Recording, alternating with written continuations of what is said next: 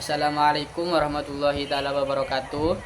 Perkenalkan, nama saya Firman Syahrul Rahman dan teman saya Mufandi Maulana Ishak. Kami dari Prodi Tadris Ilmu Pengetahuan Sosial. Di sini kami akan mempresentasikan ekonomi akuntansi. Pada waktu kali ini kami akan mempresentasikan tentang jurnal penyesuaian. Nah, yang pertama ada pengertian jurnal penyesuaian. Jadi, jurnal penyesuaian adalah catatan akuntansi yang dibuat pada akhir periode, biasanya akhir bulan dan akhir tahun, untuk menyesuaikan saldo akun agar sesuai dengan keadaan sebenarnya sebelum laporan keuangan disusun. Jadi, jurnal penyesuaian di sini adalah catatan akuntansi yang dibuat pada akhir periode, contohnya seperti akhir bulan dan akhir tahun. Jurnal penyesuaian merupakan langkah penting dalam siklus akuntansi. Disebut penyesuaian karena fungsinya menyesuaikan saldo akun yang belum mencerminkan kondisi real. Jadi fungsi dari jurnal penyesuaian di sini bisa menyesuaikan saldo yang belum mencerminkan kondisi real. Dilakukan setelah semua transaksi harian selesai dicatat. Namun sebelum penyusunan laporan keuangan, laporan laba rugi, neraca, dan perubahan modal. Mengapa diperlukan jurnal penyesuaian ini? Dalam praktiknya, tidak semua transaksi keuangan bisa langsung dicatat secara akurat saat terjadi. Ada pendapatan yang sudah dihasilkan tetapi belum diterima atau belum dicatat. Ada beban yang sudah terjadi tetapi belum dibayar atau belum tercatat. Nah, beberapa akun seperti sewa dibayar di muka atau peralatan yang disusutkan mengalami perubahan ini, nilai karena waktu, bulan karena transaksi kas. Jika tidak disesuaikan, laporan keuangan akan menyesatkan karena tidak menunjukkan nilai sebenarnya. Nah, jadi itu pengertian tentang jurnal penyesuaian. Nah, yang selanjutnya di sini ada tujuan jurnal penyesuaian. Tujuan utama jurnal penyesuaian adalah menyesuaikan saldo akun agar sesuai dengan kondisi real, memastikan pendapatan dan beban tercatat pada periode yang tepat, serta menghasilkan laporan keuangan yang akurat dan dapat dipercaya. Menyesuaikan saldo akun agar mencerminkan kondisi sebenarnya. Selama periode berjalan, beberapa transaksi hanya dicatat sebagian atau belum sama sekali, misalnya pendapatan yang masih harus diterima. Jurnal penyesuaian memastikan bahwa setiap akun aset, kewajiban, dan pendapatan dan beban menunjukkan angka yang benar dan terkini pada akhir periode. Tanpa penyesuaian saldo bisa terlalu besar atau overstated atau terlalu kecil.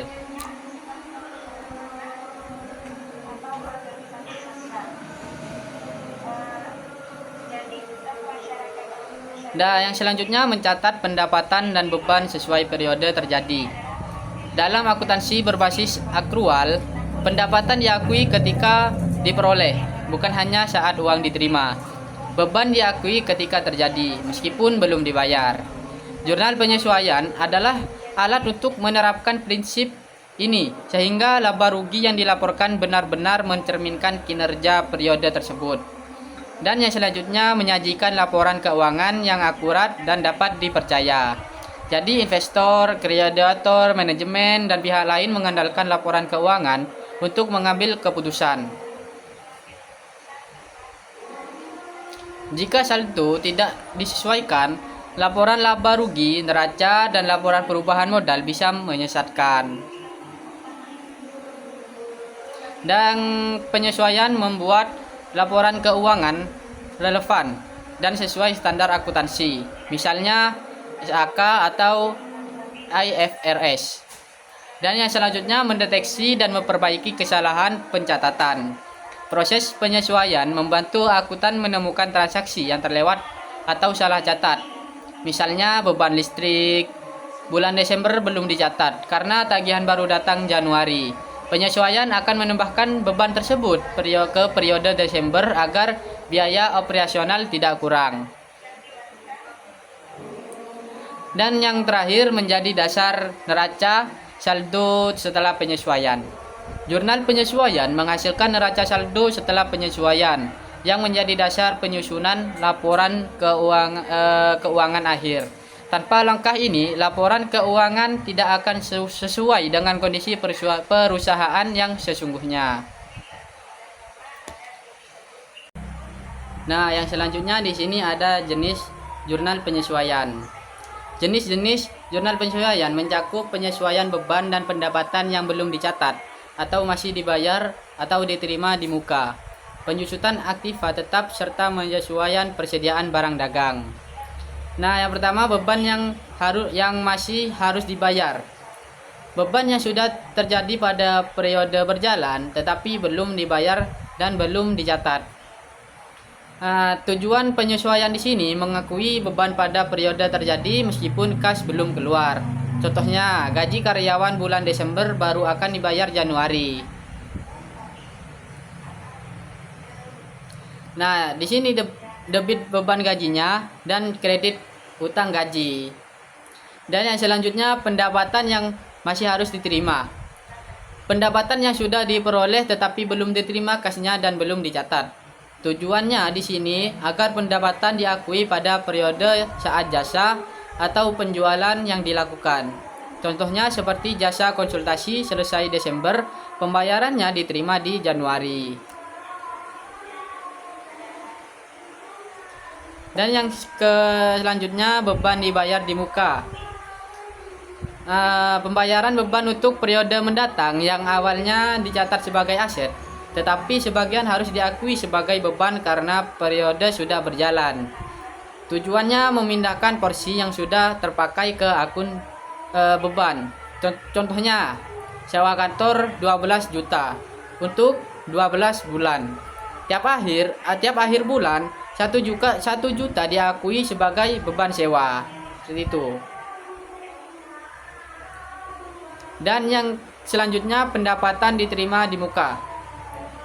Uang diterima terlebih dahulu sebelum jasa atau produk diberikan. Uang diterima tujuannya sebagian yang sudah menjadi hak perusahaan diakui sebagai pendapatan, sedangkan sisanya tetap sebagai kewajiban. Contohnya, perusahaan menerima uang muka langganan majalah tahunan. Dan yang selanjutnya penyusutan aktivitas tetap. Penurunan nilai aset tetap, gedung, kendaraan, mesin akibat pemakaian atau waktu. Tujuan penyesuaian di sini mengalokasikan biaya perolehan aset selama masa manfaatnya. Contohnya, mesin seharga 60 juta disusutkan 1 juta per bulan. Dan yang terakhir, persediaan barang dagang. Definisinya di sini penyesuaian untuk mencatat nilai persediaan akhir yang masih tersedia berdasarkan hasil penghitungan fisik. Tujuannya di sini untuk menyesuaikan saldo persediaan agar sesuai dengan kondisi nyata dan menghitung beban pokok penjualan dengan benar. Contohnya, stok fisik akhir di sini ada 50 juta, sedangkan catatan menunjukkan 52 juta. Mungkin yang selanjutnya bisa dipresentasikan oleh sahabat saya Mufandi Maulana Ishak. Oke, assalamualaikum warahmatullahi wabarakatuh. Perkenalkan, nama saya Muhammad Fandi Maulana Ishak. Saya di sini akan melanjutkan penjelasan tentang jurnal penyesuaian yang dimana mata kuliah ekonomi akuntansi. Oke, selanjutnya di sini ada contoh pencatatan penyesuaian. Kasus beban dibayar di muka. Nah, perusahaan membayar sewa sebesar 12 juta untuk 12 bulan di muka. Berarti 1 juta per bulan pada akhir bulan pertama. Debit beban sewa 1 juta dan kredit sewa dibayar di muka 1 juta. Nah, kasus penyusutan mesin senilai 60 juta disusutkan 1 juta per bulan. Debit beban penyusutan 1 juta. Kredit akumulasi penyusutan 1 juta. Nah, jadi di sini maksudnya saldo sewa yang dibayar di muka itu berkurang karena sebagainya sudah menjadi beban periode berjalan. Nah, jadi berkurang selama 1 1 juta per bulan selama 12 bulan seperti itu. Oke, selanjutnya di sini ada perusahaan menerima uang muka langganan majalah sebesar 6 juta untuk 6 bulan. Pada akhir bulan pertama, jasa selama 1 bulan telah diberikan. Nah, jadi jurnal penyesuaiannya itu debit pendapatan diterima di muka itu 1 juta, terus kredit pendapatan langganan itu sebesar 1 juta. Nah, kenapa seperti itu? Karena bagian yang sudah menjadi hak perusahaan itu dipindahkan ke akun kewajiban dipindahkan dari akun kewajiban ke akun pendapatan supaya nanti adanya penyesuaian seperti itu. Oke, selanjutnya di sini ada langkah penyusunan jurnal penyesuaian. Yang pertama ada mengumpulkan data penyesuaian. Nah, di sini lakukan pemeriksaan akhir periode stok fisik, bukti transaksi, kontrak, sewa dan lain-lain. Nah, jadi di sini kita itu melakukan pengumpulan data penyesuaian supaya nanti di setiap pengecekan itu tidak terjadi kesalahan atau ya kesalahan. Nah, di situ kita akan mengecek seperti stok fisik, bukti transaksi dan juga kontrak atau sewa dan lain-lain. Nah, selanjutnya yang kedua di sini ada mengidentifikasi akun yang memerlukan penyesuaian. Nah, di sini tentukan akun yang tidak mencerminkan keadaan sebenarnya. Nah, jadi di sini kita itu akan mengidentifikasi akun yang memerlukan penyesuaian. Contohnya seperti ada akun yang tidak pantas, maka kita di situ akan mengadakan penyesuaian akun yang dimana itu untuk menyatakan keadaan yang sebenarnya terjadi supaya tidak ada kesalahan yang terjadi pada setiap akun seperti itu. Selanjutnya yang ketiga ada menentukan nilai penyesuaian. Nah, di sini hitung jumlah yang harus disesuaikan berdasarkan data aktual. Nah, di sini itu harus ketika kita menghitung jumlah itu harus sesuai dengan data aktual. Tidak boleh mengada-ngada atau membuat sendiri, tapi harus sesuai dengan data aktual. Seperti itu. Selanjutnya yang keempat ada membuat jurnal penyesuaian. Nah, di sini catat transaksi penyesuaian ke dalam jurnal umum. Nah, setelah kita membuat jurnal penyesuaian, maka kita akan mencatat transaksi. Nah, terus setelah dicatat, kita akan dipindahkan ke dalam jurnal umum seperti itu. Selanjutnya di sini yang kelima memposting ke buku besar. Nah, di sini pindahkan ke buku besar agar saldo akun diperbarui. Nah, setelah melakukan jurnal penyesuaian dan dipindahkan ke jurnal umum, maka kita akan memposting ke buku besar.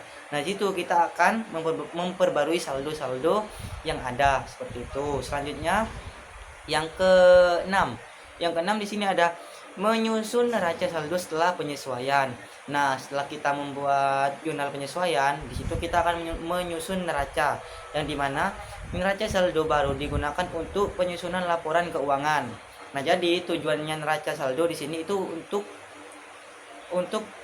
melakukan penyusunan laporan keuangan agar itu ditulis secara rinci dan secara valid. Tuh. Oke, kita sudah mencapai yang akhir di sini teman-teman. Yang terakhir di sini ada pentingnya jurnal penyesuaian. Nah, setiap tindakan itu kita akan mendapatkan dampak dan akibat. Contohnya seperti ketika kita membuat jurnal penyesuaian, kita akan mendapatkan dampak-dampak. Contohnya seperti pentingnya jurnal penyesuaian. Nah, di sini yang pertama ada menjamin laporan keuangan tepat waktu dan akurat. Nah, ketika kita membuat jurnal penyesuaian, maka kita akan mendapatkan laporan keuangan tepat waktu dan sangat akurat. Karena di situ kita sudah melakukan penyesuaian. Nah, setelah kita melakukan penyesuaian, otomatis laporan keuangan itu akan tepat dan lebih akurat seperti itu. Itu pentingnya atau adanya jurnal penyesuaian. Selanjutnya yang kedua di sini ada membantu pengambilan keputusan yang lebih baik oleh manajemen. Nah, di lain tepat waktu dan akurat, di sini juga ada membantu pengambilan keputusan yang lebih baik oleh manajemen. Jadi, jurnal penyesuaian ini membantu kita atau membantu manajemen untuk mengambil keputusan yang baik atau lebih baik tidak melakukan kesalahan seperti itu.